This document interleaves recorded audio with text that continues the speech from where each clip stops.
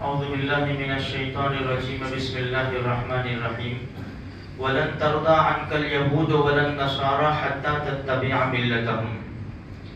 قرآن نے 1400 سال پہلے بتا دیا کہ یہود و نصارہ کبھی بھی تم سے راضی نہیں ہوں گے جب تک کہ تم ان کے مذہب کی اتباع نہ کرو. یہ اسی وقت راضی ہوں گے، اور اگر ہم تھوڑا سا بھی کھس کے ان کی طرف تو ہمارے ایمان کا مسئلہ آتا ہے.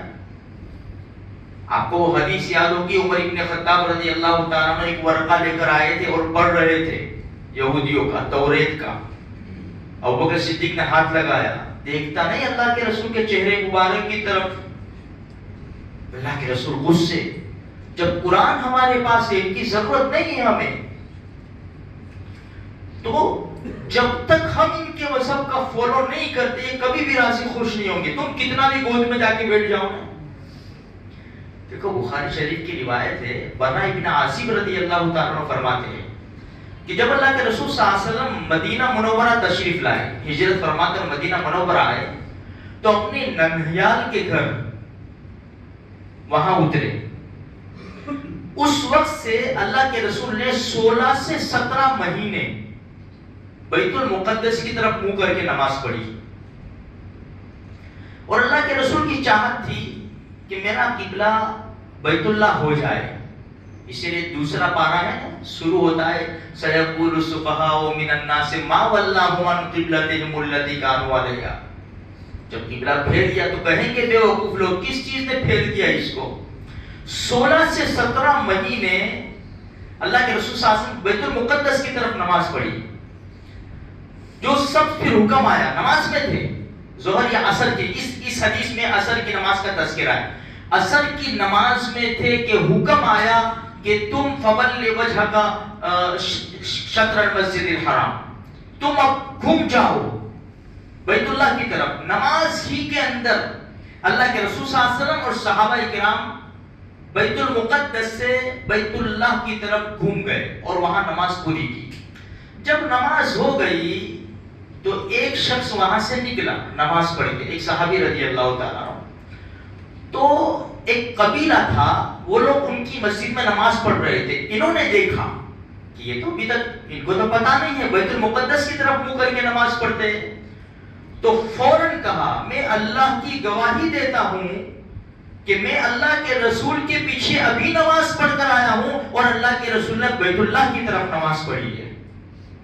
بس اتنا کہنا تھا. کیا پکے سچے مسلمان تھے، ان کو کتنا یقین تھا کہ جب اللہ کی گواہی دے کر انسان بات کرتا ہے تو نماز ہی کے اندر وہ بھی پھر گئے.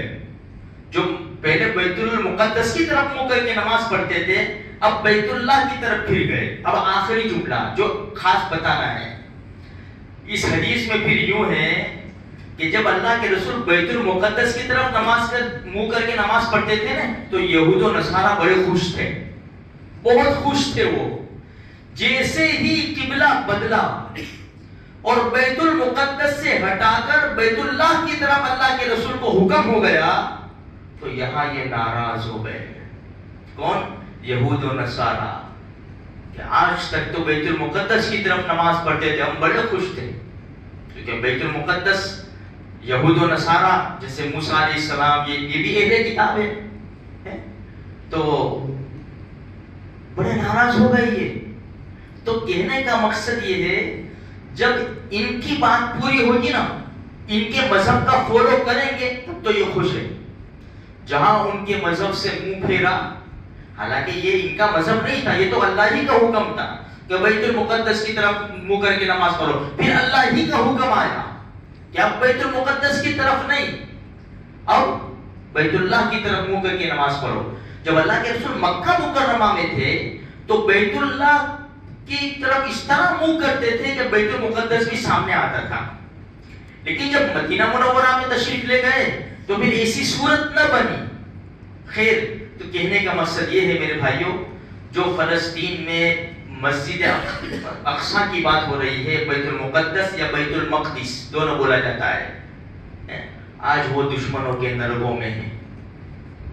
میرے بھائیوں، اللہ سے خوب دعا کرو، خوب دعا کرو اگر میری دکان میرا مکان پھنس گیا ہو نا، میں ہاتھ پر ہاتھ دے کر بیٹھے نہیں رہوں گا، میں کچھ نہ کچھ کروں گا، کتنے روزے میں مان لوں گا، کتنے نفل مان لوں گا، میں کیا کیا کر بیٹھوں گا میرے بھائیوں۔ یہ بیت المقدس بھی ہمارا ہے، جس طرح حرمین شریفین بیت اللہ مسجد نبی ہماری ہے، اسی طرح بیت المقدس بھی ہمارا ہے۔ اور حدیث میں ہے کہ 3 مسجدوں کی طرف سفر کرنا بڑی برکت کا باعث ہے۔